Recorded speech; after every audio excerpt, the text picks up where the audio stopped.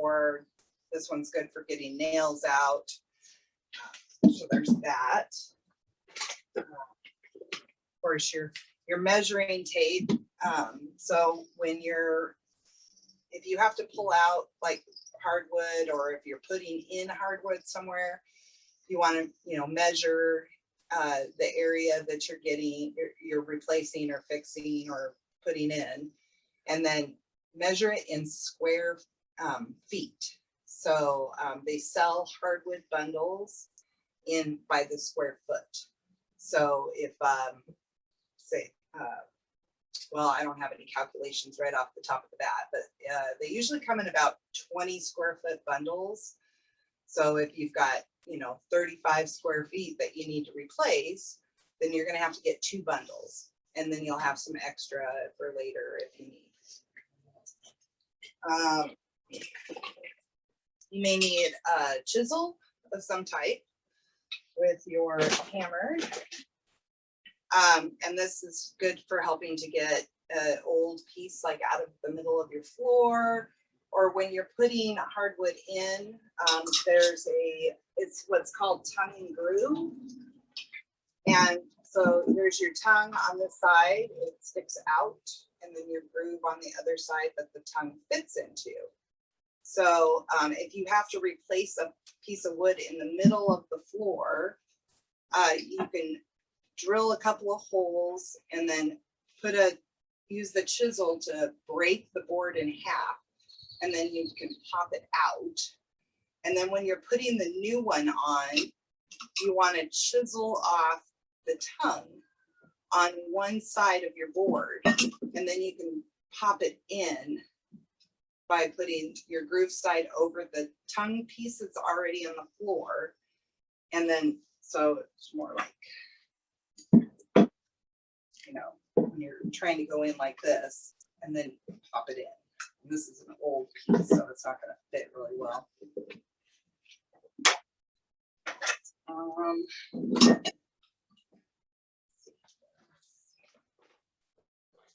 You're going to want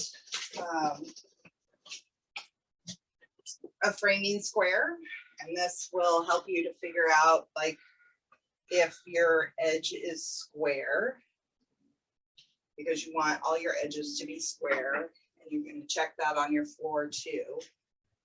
You're going to want some kind of, for repairing and fixing,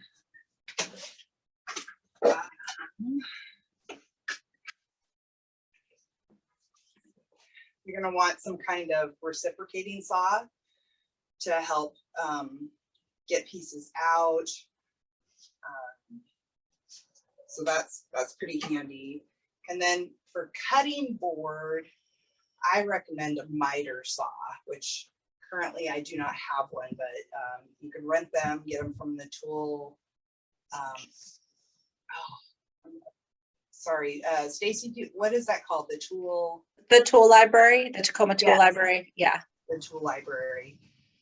So you can borrow one from there, or get one from the hardware store or a pawn shop.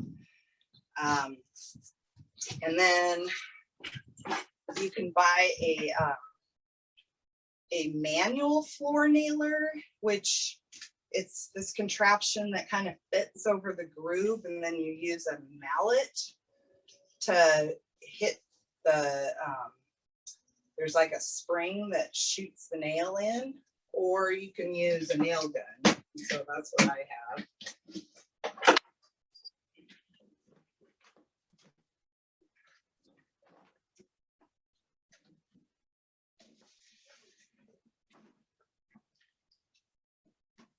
Is a nail gun. So, and these you have to use with your air compressor. So I'll show you how to use one of these properly. And then you also want to check, like on the nail gun, what the minimum and maximum length of the nails is available. Because generally you want to get nails that are about an inch wider than your board. So that's for repairing and replacing. For refinishing, you're going to want to get rent. I usually rent them at Home Depot when I'm doing a project. Some type of like drums, is like a drum sander. So it's a big, it looks like a big vacuum. And then it has a sander on it to help sand your floor. Or you can use an orbital sander. The drum sander is better for getting that top layer off of your old hardwood floor really well and cleaning it up. And you want to use a low grit to start with. So yeah, they recommend 3640. That grit of sandpaper is really hard to find. So you can do it with a 60, and then you want to move up. So you do one full sweep at the 60, and then you do another full sweep at like 80. And then you want to finish up with like a 120. So a nice finer grit to get all those imperfections out. So I'll talk about that a little bit more too. Then some of the other things you'll need. Well, of course, when you're sanding, you want to protect your eyes. And the sand, the wood particles are very fine, so you want to make sure you wear a mask or something to protect your lungs. You can use the blue tape to tape up your molding around your room so that the sander doesn't nick your molding. So that's a good helpful one. And then of course I use just a paint tray when I'm doing the sealant. So you use like a polyurethane to seal it, and it gives it that nice shine. And with this, you're going to do 2 coats, and you also use the sander or a buffer to get out any imperfections. And then if you want, but you don't have to, because you usually get wood that is like the same color of as your normal floor or whatever. But if you have something a little bit different and you want to stain everything, you can get a nice good wood finish stain of whatever color you want. These are oil based, and so for cleaning them up, you can use mineral spirits and dish soap or something like that. But the easiest and fastest way to clean up an oil based paint or stain on your tools is actually gasoline. It works really slick. So, and then of course we got all of our sandpaper for sanding. A nice good brush for your staining. And then when you do stain, you're going to brush the stain on, and then you want to use a good rag or something to wipe the stain so that there's no excess on your wood when you're done. So as you go, you wipe it. And then I've got a good little hand sander, and this is great for doing the edges or small spaces. So that's pretty much, oh, almost forgot. So for your polyurethane, you're going to want to use an applicator that's made out of lamb's wool to apply the polyurethane. So this is one of the 4 ones that I have.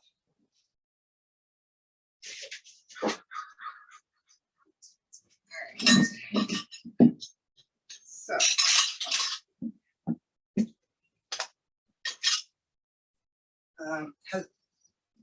do it. Does anybody know how to use an air compressor? Have they ever used an air compressor?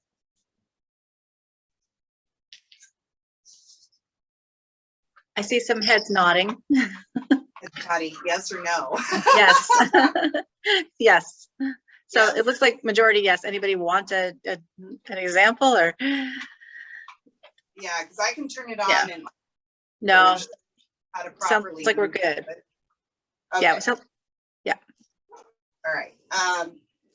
So yeah, with your nail gun, you know, you want to use safety glasses for sure. And then, you know, it has a little spring that pulls this back and you put your nails in and then shut that good and tight. And you want to do that when it's not plugged in.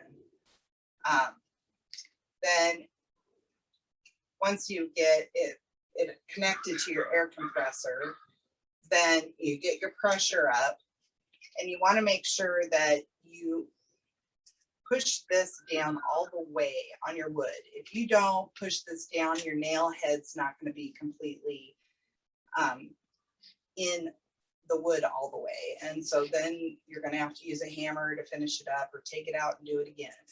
So yeah, just make sure that that's pushed down all the way before you hit the trigger.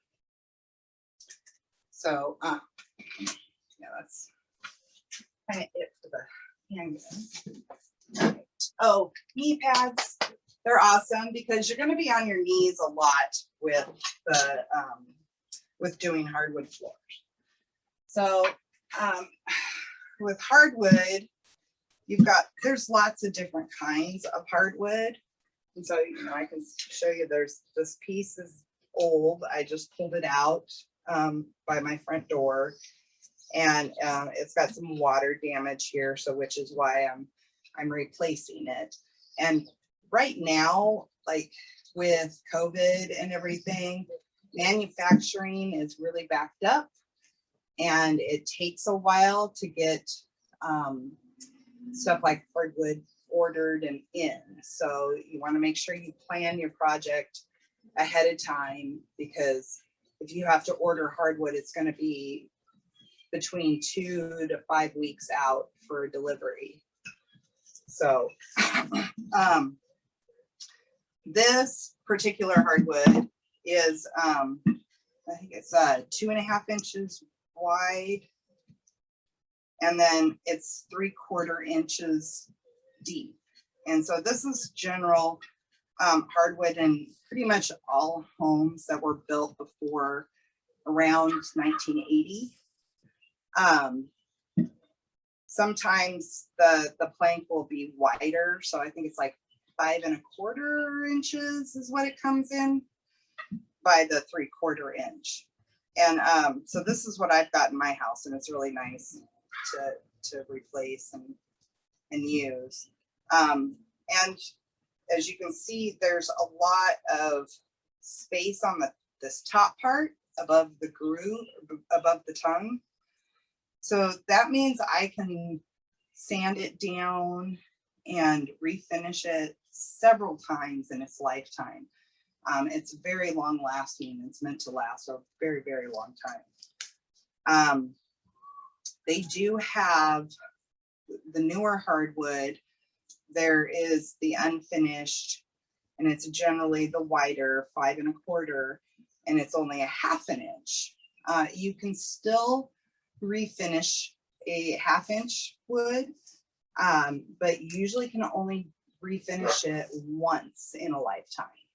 So because it's a lot thinner up here.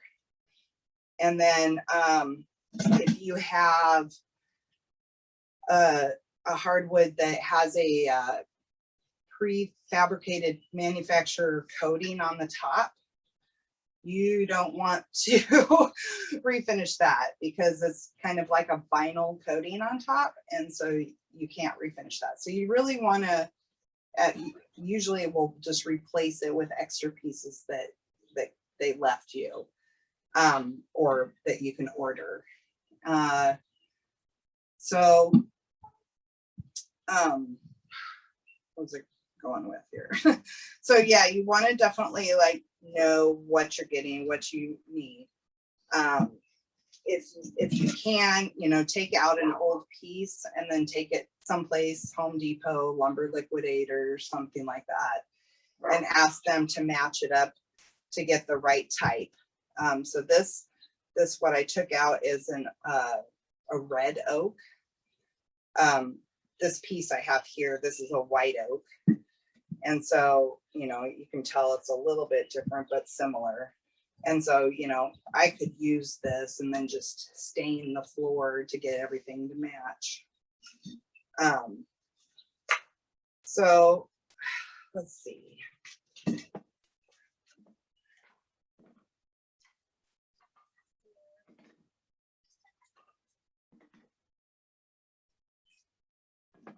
Again, when you're putting in and doing a project for a hardwood floor, you want to and these are a little bit warped because they're really old, but they're not too bad.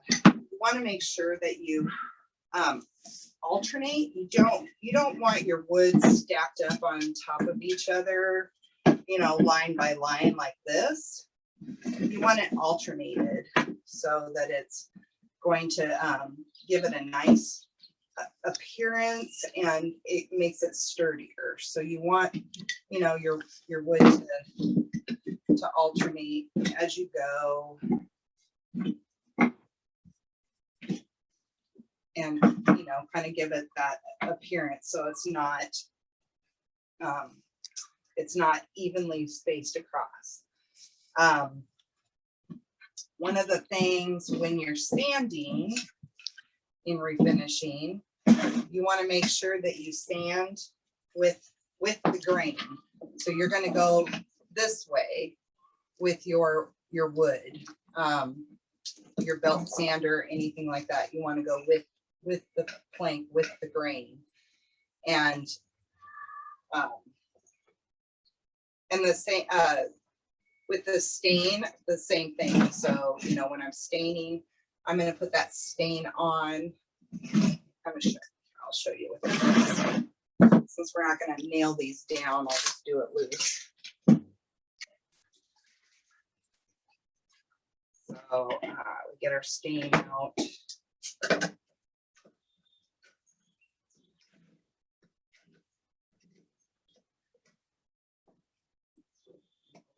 And it really does not take very much at all.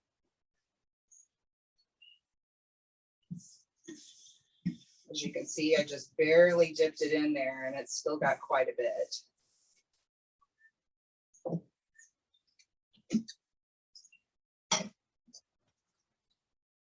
And then you take your rag and you just wipe off that extra. And so you can see the difference there that the stain makes, which is really nice. And then you want to give it a little bit to dry before you apply your polyurethane. When you do that, let's see if I can do this really carefully without.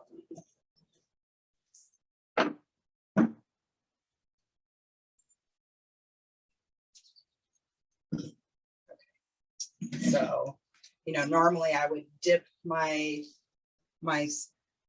lamb's wool inside of the paint tray to do this, but you know, you just put it on there. And again, you know, move it through. And you know, you get a good coat on there, and you can see it's I don't know, well, you may not be able to see. It's a little cloudy to begin with, and that's normal. When it dries with a nice clear coat. And again, you want to sand that down with a good, you know, 120 or higher grit sandpaper afterwards, just to get any bumps or anything out of it. And then do one more coat before you do that. So any questions so far?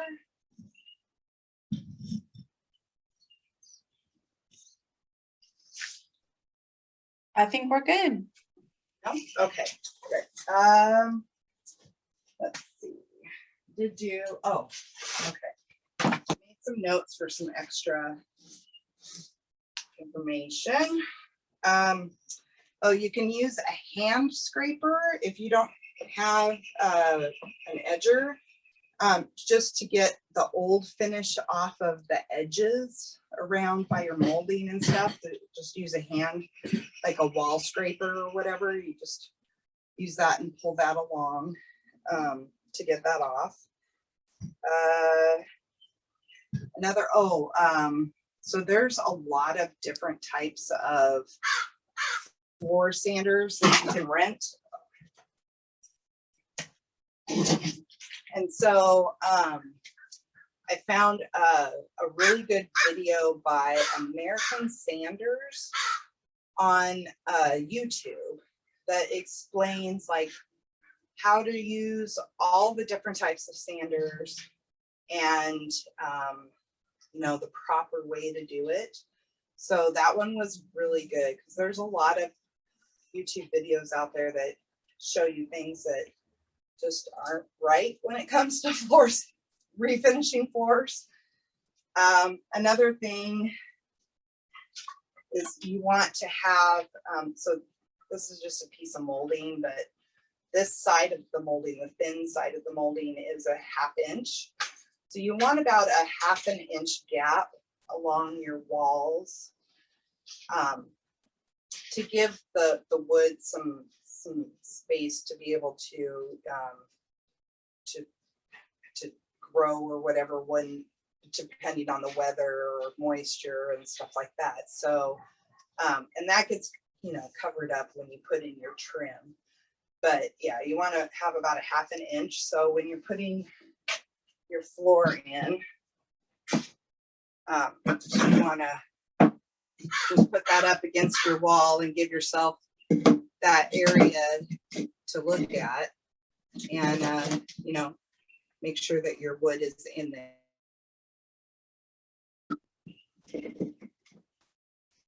You know, like so. And then if you've got a spot in here that you need to fill with a piece of wood, you know, you can use a pencil, which I don't have out here, but get a good pencil and measure, you know, get your measuring point and use your square to draw a nice square line, and then use your miter saw to cut that piece so that it'll fit in there.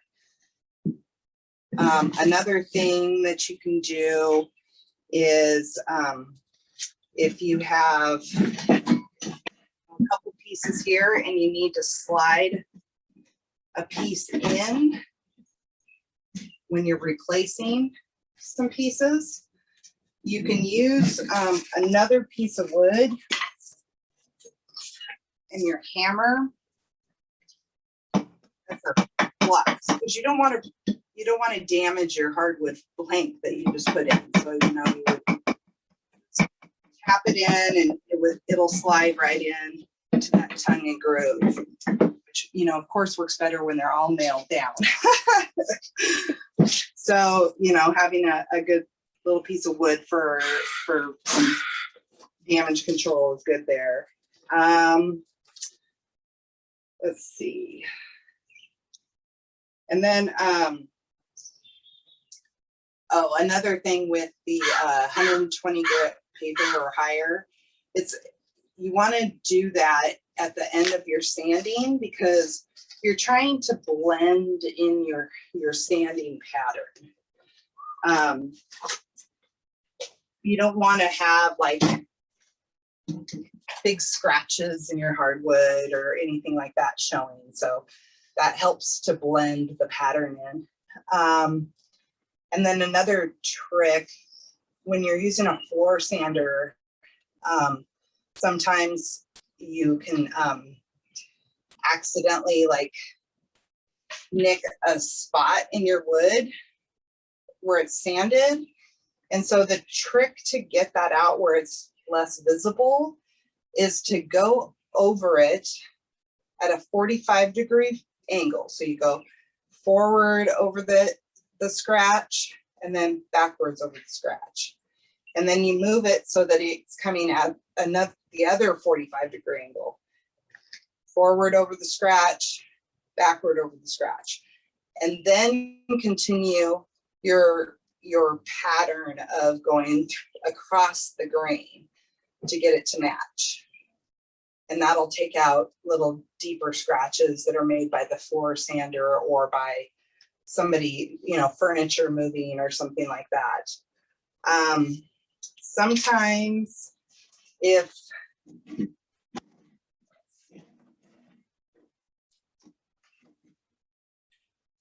you put a couple pieces together and there's just a slight, you know, just a slight gap, you can use wood filler to fill that in so that you don't have that gap when you're done. So you use like a wood putty, and you put that in the gap, and then when you sand everything down, you don't notice it. Another one was once the way that I had to take out 30 square feet in a bedroom of water damaged wood. Well, the way that the wood came when I had to put it in and had to take it back into to meet the old floor, it left about a ½ inch gap in the middle of the floor. So, you know, you can go they have square wood dowels. And so you go get a square wood dowel that's the width of your gap, and you cut that down to however long you need it, and you wood glue it in the spot. And then when you do your sanding and refinishing, you can't even tell it was there. Let's see.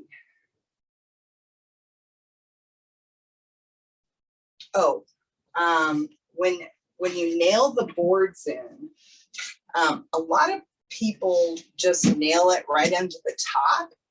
Well, then you've got to put wood filler on the top and, you know, cover it so that you don't see that. And so it's protected and everything from the water. So, and if you use like one of those manual nailers, what it does is it actually puts the nail right here on top of the tongue. And so you can do that even with a nail gun. Put it right there on top of your gun or on top of the tongue. And then that conceals the nail, but still holds your wood down. And you always want to put your nail in at about a 45-degree angle, because if it's straight down, it's easier for the wood to come up, gap, move around over time of being walked on and stuff like that. When you put it at an angle, it holds it in tighter and it'll last longer. So that's kind of it. Between your subfloor and your hardwood, you want to use an underlayment paper. If you have a lot of humidity in your house, you can use a moisture barrier paper to put between your subfloor and your hardwood. You don't need to put down, like with tile and stuff like that, they put another layer of a type of board that's really nice and flat for the glue and adhesive to adhere to. For wood floor, you don't need to do that. You just put the underlayment paper and then cover it with your wood. I can take you inside and show you the project I'm working on. I was gonna try and like have some of it halfway done. But again, like I said, ordering hardwood flooring is I think it's 3 weeks out for the type that I need. So, and there's different qualities of wood too. So you want to get one that has less knots. So there's 3 layers of quality. One One is like the best where there's no knots or anything like that. 2 may have some slight imperfections, which isn't bad. You know, I've used that before.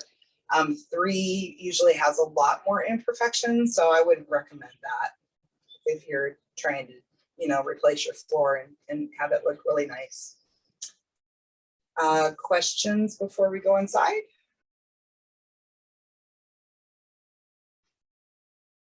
We have a quiet group tonight on St. Patty's Day. Yeah, I'm not seeing any questions. Everybody's still hanging in here though, Sandy, so it's All going right, great. well, that's good. That's good. All right, so let's go inside, and I'll just grab this. Do you want me to take this? Okay. Go ahead and take it off. Oh, sorry, people. As long as you don't hang up on them, we're good. Oh, God. Don't say that. I probably will.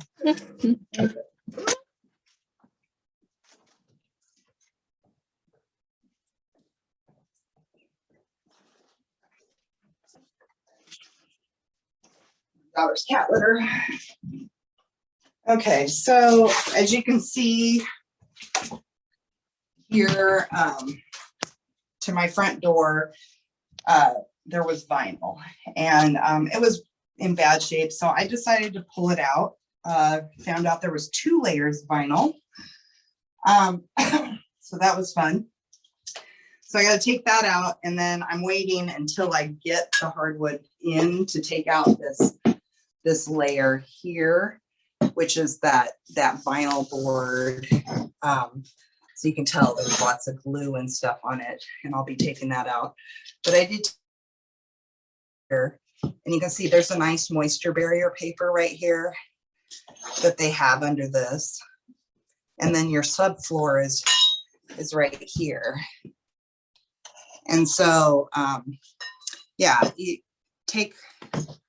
want to take, and they did not do that with this house, but there's not a 1/2-inch gap at the walls. So, but you can see this one's water damaged too. So, you know, you want to get your crowbar under there good. Uh-oh. No. And then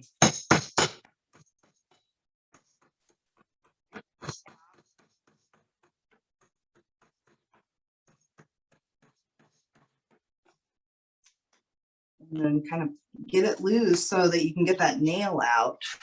This one's probably going to be a little bit more difficult because it goes all the way to the fireplace. So I may end up having to use the Sawzall to get this out.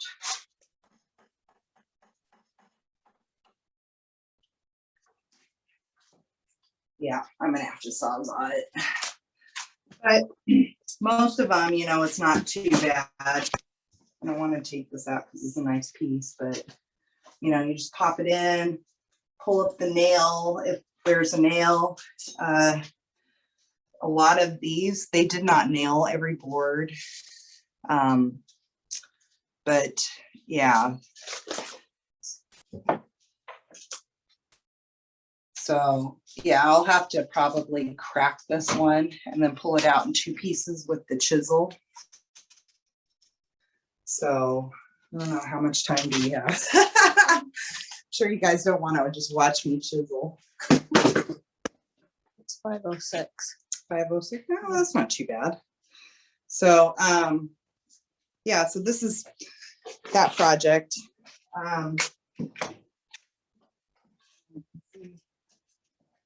Show them like a little bit, like this floor here was actually refinished.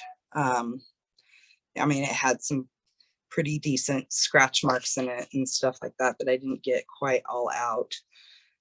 But I did this at the beginning of COVID, and I was not able to go rent a floor sander. So I ended up doing this whole floor by hand with that little teeny hand sander. So it actually isn't too bad for considering having to do it that way. So, and then this is what kind of molding you want to get to put along the edges. And so like a 1/2 inch edge molding, and so which will cover your 1/2-inch gap.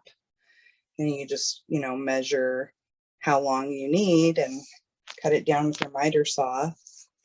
And when you are using your miter saw, do remember the width of your blade so that you're not cutting too short or too long.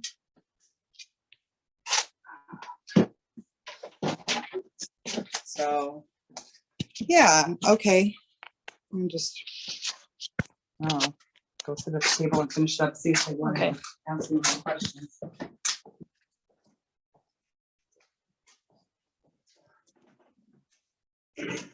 Oh. That was my April Fool's joke. No, can't find it there. So any questions about hardwood, types of hardwood, identifying tools, where to get them? Anything that you guys are coming up with, issues? I actually have a question, Sandy. Yeah. I think I have 3/4 inch engineered where it already has a finish and a little bit of a sheen to it, and it was like a tongue and groove. Is it normal for them to only, like you said, yours were not nailed on every board? So because it's tongue and groove, I think they might have only nailed it every 3 or 4 boards. Is that normal? I think, okay, so when I have put floors in, I nail every board, but Yeah. I have found that not everybody does. So I would hate to say that's normal, but oh, sorry, cat. Cornelius, get out of the way. Yeah, so yeah, if you replace pieces or anything like that, I would definitely nail those in. And again, with the finish on it, you're not going to be able to do the sanding or refinishing that way. You would have to just replace it with extra boards you have, or take an existing board in and see if you can get it matched. Oh, really? Okay.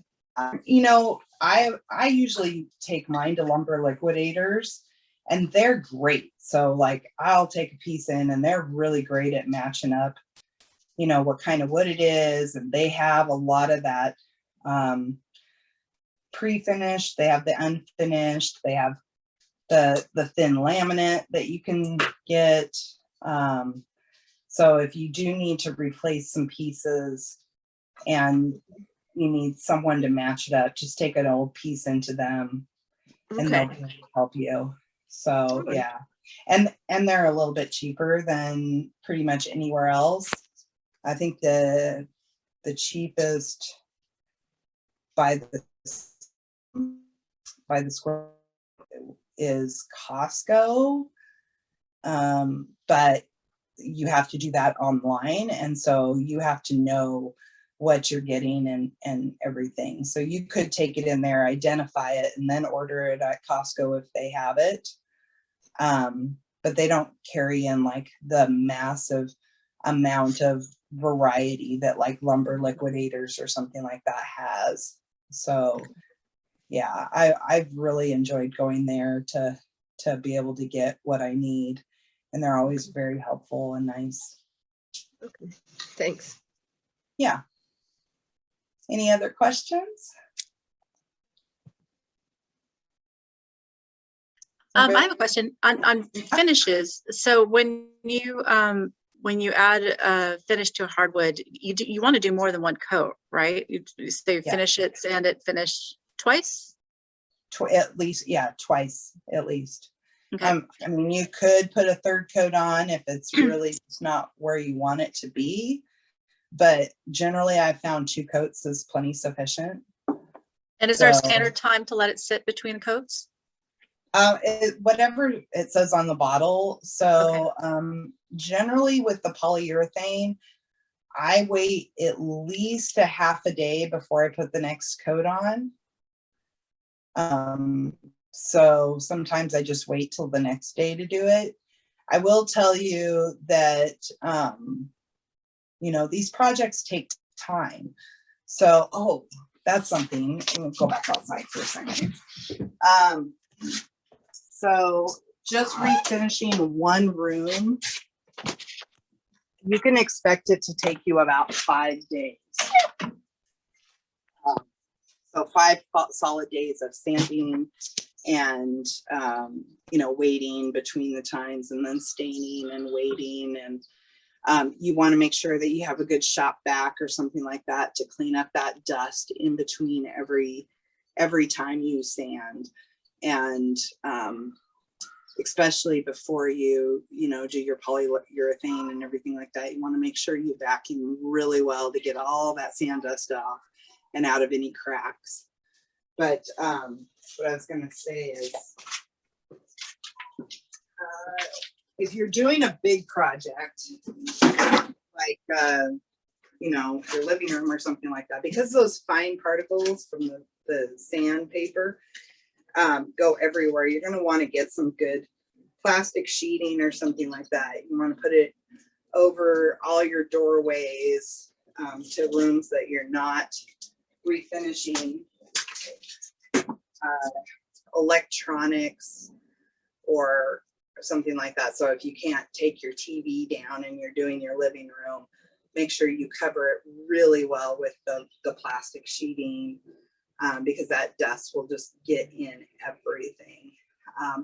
And even if you're doing like a small room or something like that, if you think that shutting the door is going to do it, it doesn't help. Like, you shut the door and it goes under the crack, it still gets everywhere. So highly recommend, you know, using your plastic sheeting to seal off that area that you're working on. You know, make sure you move all your furniture out, whatever that you don't want to get dusty. Great, thank you. Yeah. Anything else?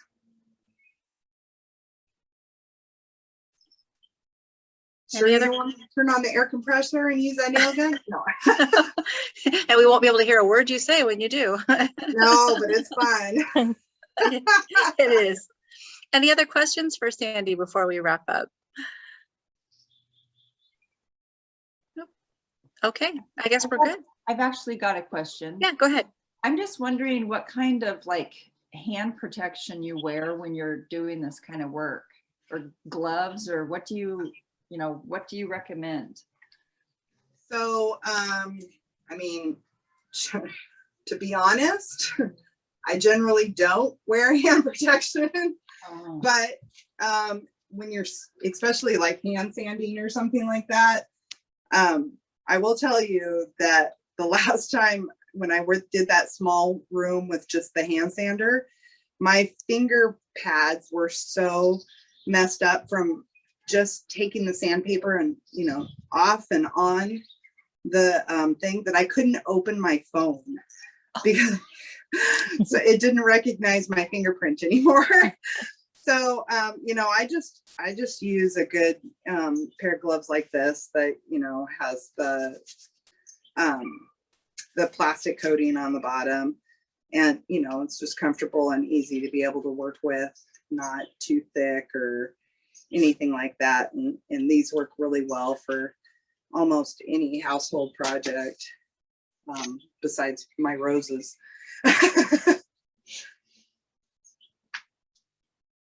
Did I answer the question well enough? Yeah, I just end up getting my fingers super beat up. Yeah. Oh, yeah. Like I said, and you know, it's kind of difficult working with the sandpaper, you know, and putting it on and off of your sander, and even the big ones. So, you know, it's the same thing. You're gonna have to do that. And so, you know, if you can wear gloves and be able to do this, you're gonna save your finger pads a lot from having to get damaged by the sandpaper, because, you know, if it's going to sand off a good layer of your wood, it's gonna sand off your fingerprints too. So, yeah.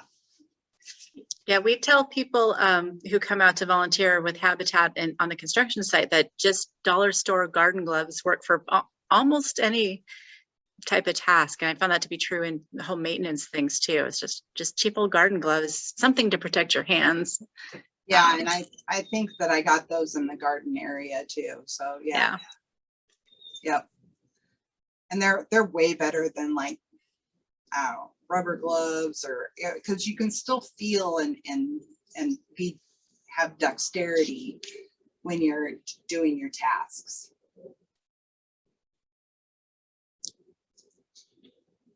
Great questions. Anything else? Anybody else? Going once, going twice? Okay.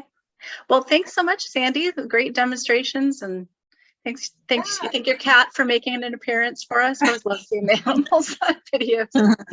That's right. That just to let everybody know, tomorrow morning you'll receive an email from me that will have a link to this video, so you've got it for future reference. It'll also have a link to take a survey about this and help us think of future topics. Anything you'd like to see covered in our Women Build Skill sessions, we'd love to hear from you and hear what you'd like to hear. So thanks everybody for joining us, and have a good night. Thank you. Have a good night. Happy St. Patty's Day. Happy St. Patty's Day. Bye-bye. Bye.